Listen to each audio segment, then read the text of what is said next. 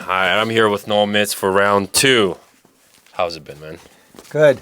Yeah, real good. It's been an interesting couple of years since I last saw you, I think. Well, in for the interview anyway.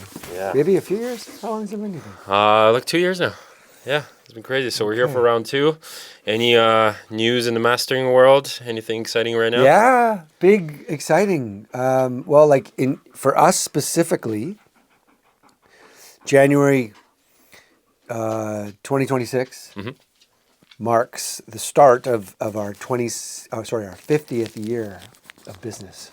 So we officially opened in November of 1976. Wow.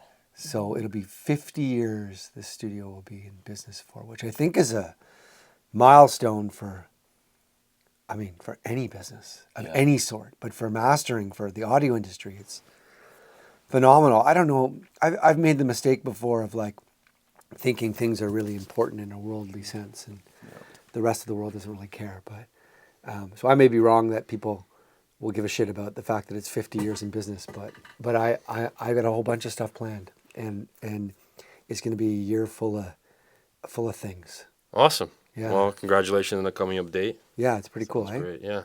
All right. So let's do something different. I'm gonna give you some quotes Cool. that are said in the industry, and I just want to hear what that means to you. Okay. Cool. All right. If it sounds good, it is good.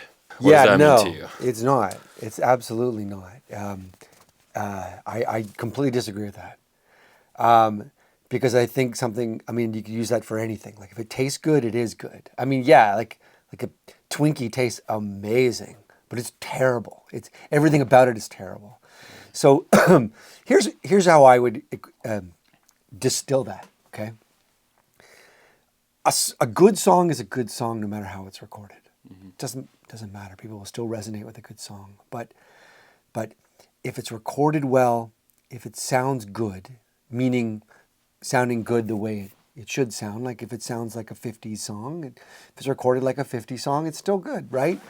But a well-recorded, a well-mixed, and a well-mastered production will make people connect with it better. So if it sounds better, whatever better means, Right. people will like it more. Like they will like it better. Like and the only proof you need of that is to go back and every favorite song you've loved over the past your whole life, and then go back 20, 30 years before that.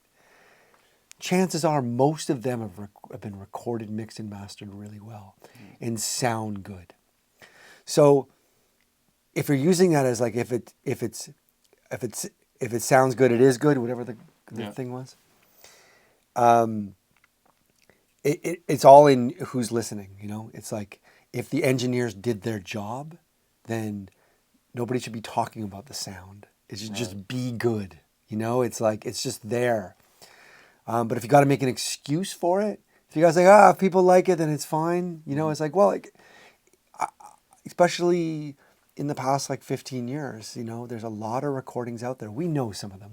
They've been memes in a way, audio memes like the Metallica album, it was Death Magnetic, whatever, or Californication by Red Hot Chili Peppers. Great albums, they're good songs, but they don't sound good.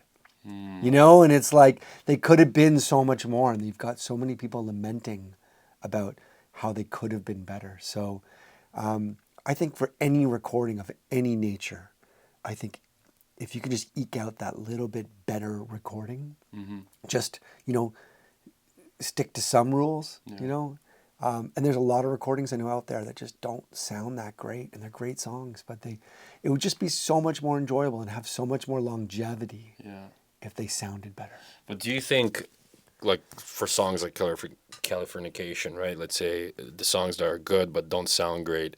Do you think going back and opening up that project and doing another master that you would think would make the song better, would the song lose its magic? No, I think if you remixed that album and remastered it, kept it the same, you know what I mean? Like all the mix can be the same. It just needs a little more headroom, like a little more dynamic range, a little less distortion.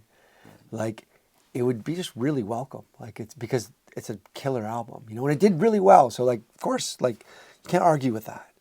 But if it just had that little bit of like digital crunch taken away and that like sterility taken away, it would just be a much nicer listening experience, you know? And I would say like maybe more people would listen to it more often because it sounded just that little bit better. Cool. All right, on to the next one.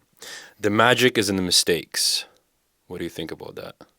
Yeah, I definitely agree with that. I mean, that's not an absolute statement because there are some perfect albums that sound amazing and some perfect recordings that sound amazing. But being an analog lover and a lover of analog, you know, like noise is good. Yeah. Tape noise is good. Let's say from a performance perspective, I love performances that have flaws in it. Great. Right. You know, it's like I have this Billy Bragg album, and the one side's the original album from the '90s, and the other side is him playing it live. And there's a ton of mistakes on it. It's great. It's so good. It's like, to me, that makes something real. And especially when I'm dealing with artists and they're like, oh, I played a wrong note there. I'm like, that just makes it real. Like, it's great. And they obsess over it, but that makes it real. And sometimes like noise, for example, I did an album for Daniel Lanois, Okay. like one of the best engineers like ever existed, right? And I used the Neve and I used the Manley Very-Mu on that. So tubes and transformers, you know? Right.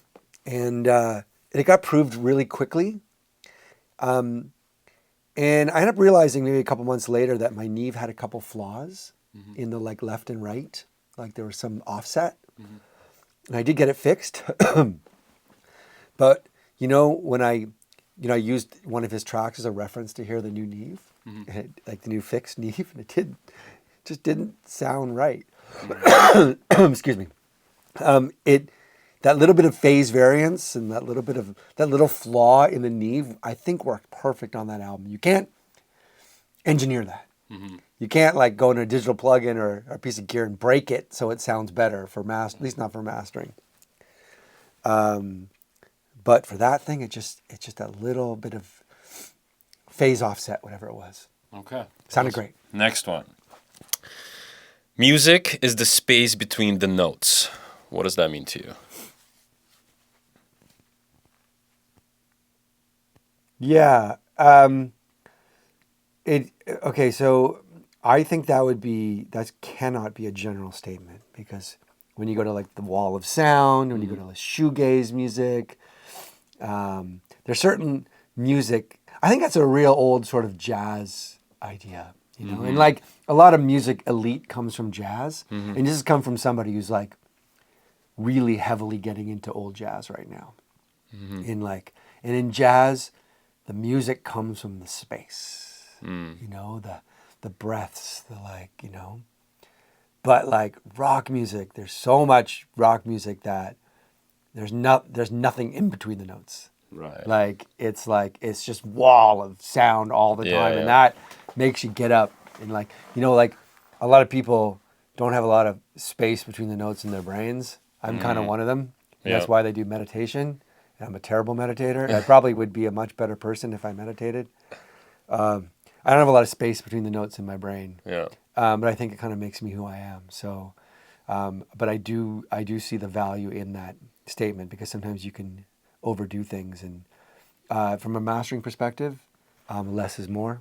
Right. So that works really well with that. Like I'll say a lot of times, it's not what I do that makes me a great mastering engineer. It's what I don't do, and why it makes AI so bad at mastering because it doesn't not do anything.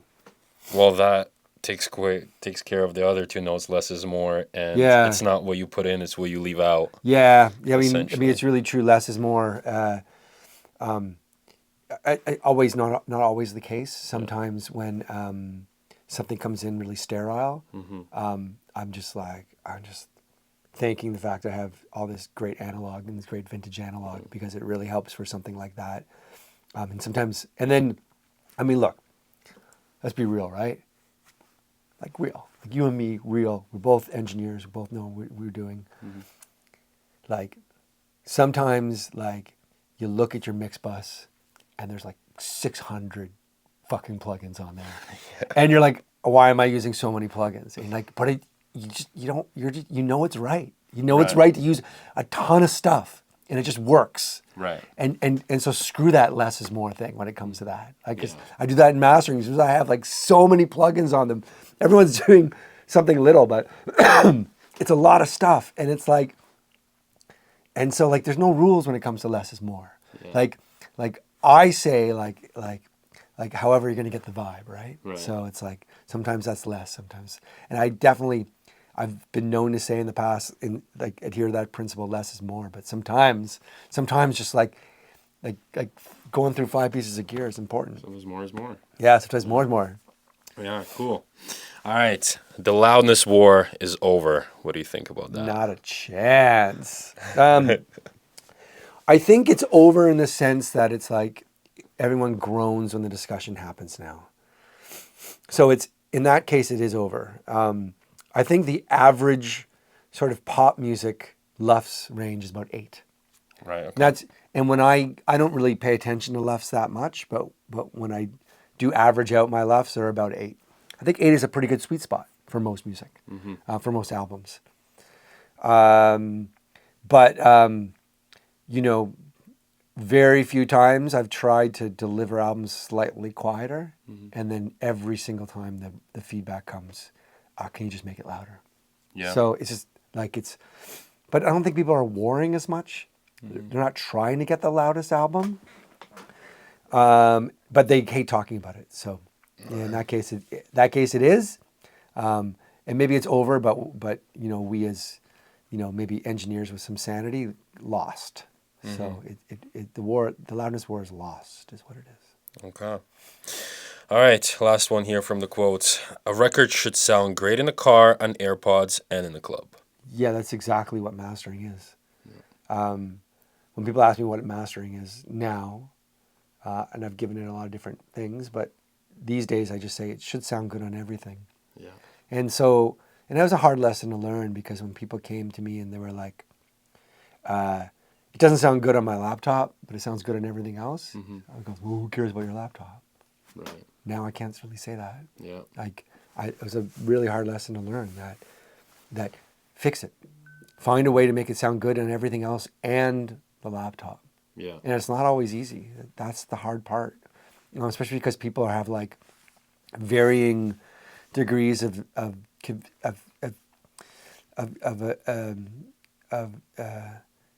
experience, and I can't think of the word right now. It's not efficiency. Like, anyway, that word, that means like how good you are at something. When it comes to engineering, because so many people are just engineering on their own. So I think you got to fix a lot of problems, and and you learn a lot of new things. Like, a lot of times, like, things are coming out as distorted after mastering. Yeah. You're not doing anything different, so why is it distorting? And people are like, oh, your analog gear is distorting. I'm like, well, but it didn't distort for the past 10 jobs I did. So there's something about your music. Oh, it sounds fine before the mastering. I'm like, well, there's something in there. Right. So I've got to figure out what's in there that maybe a professional engineer would have already taken care of, so I don't have to worry about it usually.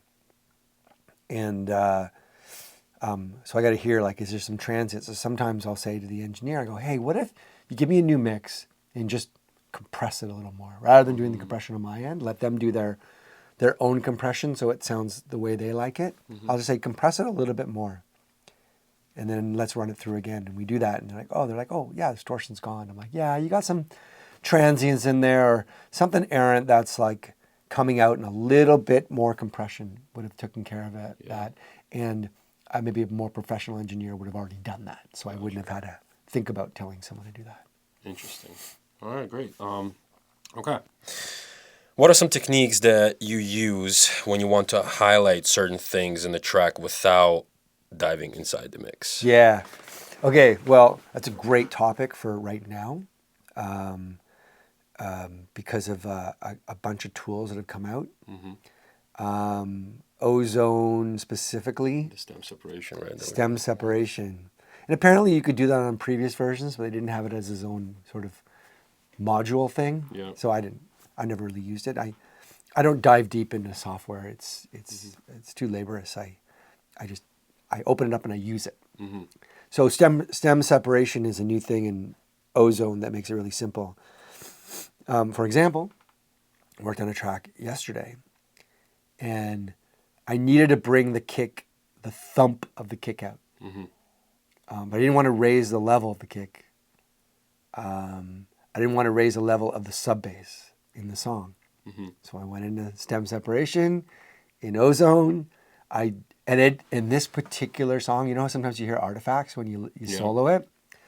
In this particular song, when I soloed the drums, I could only hear drums, no artifacts. Yeah, that's rare. It was great. Yeah. And then I just went and I just did 50 hertz, like a 0.8 dB boost of the kick at 50 hertz.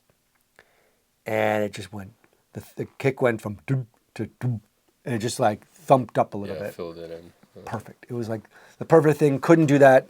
Not that, to my knowledge, I couldn't have done that a year ago. So now I can do that. So that was really cool. So with that, let's say in case you don't have that stem separation and you do want to make that move, would you usually go back to the mixing engineer, or would you like try to make it work? I would just EQ it. So another tool you can use that's really great now is spectral EQing. Right. And I have quite a bit of experience with spectral EQ because right over there, I've got the Dolby Spectral EQ, which is from the 80s. Which is an amazing analog tool to get like the kick out, to get the snare out, all that kind of stuff. It takes, it works a little bit differently because it takes level from only minus 40 to minus 60 dBs, and then brings it up, EQs it, brings it up. So in, let's say, Q4, you've got an incredible dynamic spectral tool in there. So you want to just go and like you hear some resonance around the vocal, you just go and you take the mid band only instead of the side.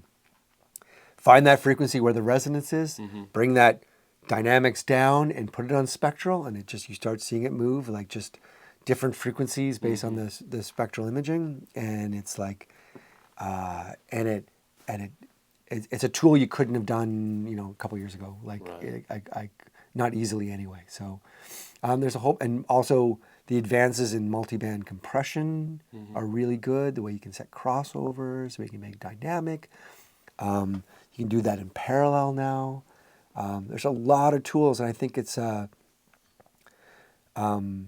there's a lot of tools that are like mysterious. Like I have this compressor, KOM, or core pressor, KOR pressor, and it doesn't really show you the reduction, but like you input and you output, and then you set a couple of different little things, and it adds to loudness in a way that something else has never done before, and it can sometimes, in the limiting stage, help like lift the bass if the bass was, and where EQ wasn't working, it can sort of do something. So there's so many plugins out there, and I think like it's kind of like some people are like, oh, I'm limiting myself to 20 plugins. I don't want to like get bogged under, but I mean, I think like you're doing a bit of a disservice. I think it's your kind of job as an engineer to know what all the tools are out there and what works best for you. Right. And especially with plugins, you can demo anything.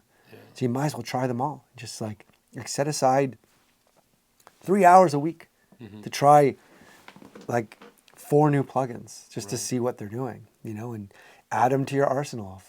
If not everyone can do that. Not everyone has the money to do that. But if you're selective about it, like right now, I'm super interested in like resonance suppression. Okay.